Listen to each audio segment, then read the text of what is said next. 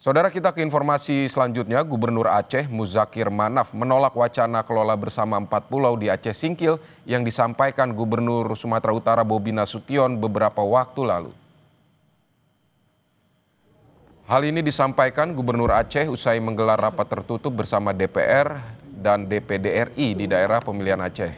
Gubernur Aceh juga menegaskan keempat pulau tersebut sah milik Aceh yang dibuktikan dengan dokumen batas wilayah sejak dulu.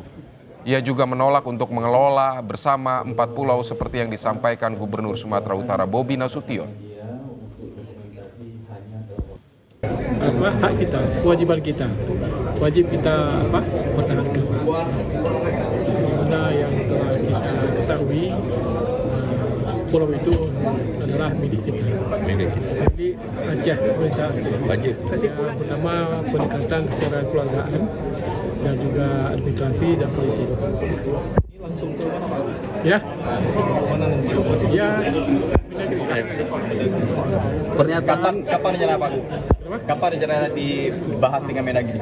Tanggal 18 ya. Sebelumnya, Gubernur Sumatera Utara menyebut pihaknya siap melepaskan pulau tersebut jika menjadi keputusan pemerintah pusat serta siap untuk mengelolanya bersama pemerintah Aceh apabila masuk ke pemilikan Sumatera Utara.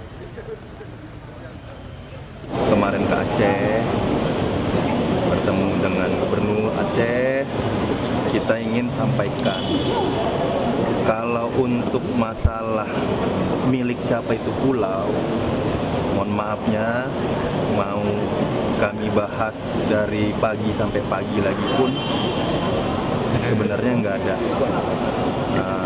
ada solusinya. Makanya saya sampaikan di situ, ya kalau kita mau bahas, ayo sama-sama. Kami terbuka kalau memang hal itu mau diulang kembali pembahasannya ke pemilihan, kami terbuka.